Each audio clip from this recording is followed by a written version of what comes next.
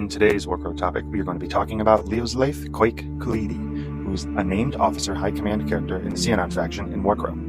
So Lioslaith is one of the greatest known warriors within the Great Forest, and she heralds from the region of Silver Ivy, which we also talked about in the Protectors of the Forest video and the Ynir video.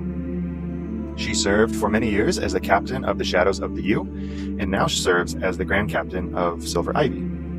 So we've talked about the Druid and the Auidos, and each region of the Great Forest is governed by a Grand Captain, an Auidos, and a Druid. And for Lioslaith, she was unanimously named the Grand Captain. So she is really known for her heroic leadership and battlefield prowess, especially when she led an attack in Viper's Thicket. And during this attack, they fought back a terrifying gigantic reptile known as a Sioani or Sioani.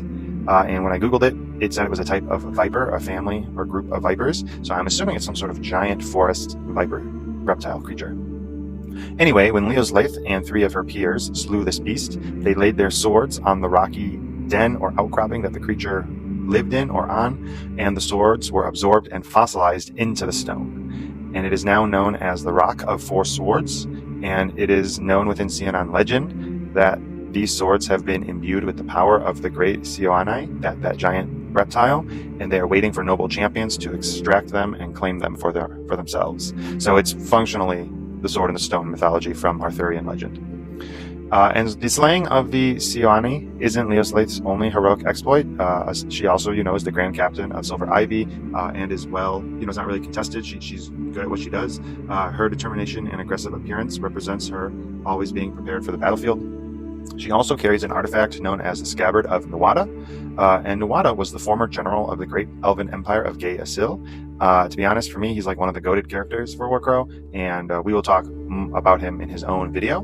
But for very quick backstory for the elves here, the Warcrow is this like comet that moves around Lindworm, and when it gets closer, we have like these big empires rise, and we have a lift in magic. So the last time the Warcrow came around, the elves were the big dogs on top. The elven leaders of the Gaeosil Empire started kind of messing with Tinge, and so kind of think of it as like dark magic. Some of the elves were like, that's not okay, and so we've got a civil war now going on between elves, these two groups of elves. The elves who won didn't have a full victory. Their empire crumbled, and they fled into the forest. And so these elves who rebelled and then won the battle became known as the Seanon, and then those elves who functionally lost were known as the Dark-Minded Elves, and these would eventually become the Scions of Yaldabaoth. We'll talk about them in their own video. Back to Nuada, he's secretly alive. Once again, secret, so nobody really knows it. And once again, we'll talk about him and his incredibly powerful sword and kind of his own faction, sub-faction later on. However, for Lioslaith, the scabbard protects the wearer from bleeding out if seriously cut or wounded. So if you're a fan of X-Men or mutants, it's basically an insanely rapid healing factor, and it's a real pain in the butt in the game because when she's killed for the first time, when she gets to 0 health, she fully revives. And so it's a pretty powerful artifact.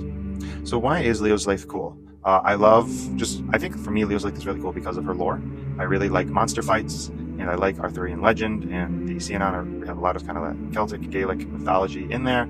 And I just really kind of like how they take kind of classic mythologies and they twist it for what works in Lindworm, and they make it a little different. And once again, I just really like when minis have really cool tales behind them, right? You have this mini, this piece of resin or metal or plastic on the battlefield, and they have like this whole lore behind them. And I also just really like Lioslaith's pose. Her model is just a very cool and dynamic pose, and I love characters that have long stabs. She doesn't have a sword anymore because her sword killed the snake, and now it's fossilized.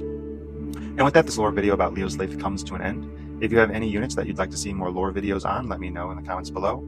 Don't forget to follow this channel to get more Warcrow lore. And if you survive the fog, I'll see you in the next video.